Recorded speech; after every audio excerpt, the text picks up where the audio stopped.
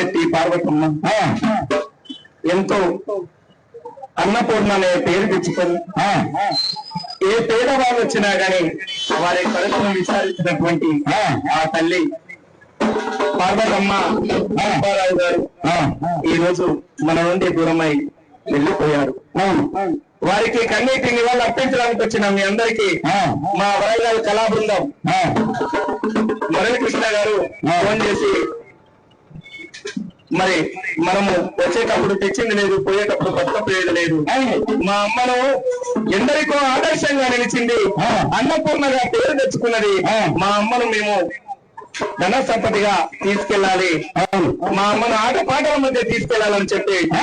వరంగల్ నుండి మమ్మల్ని పిలిపించి మన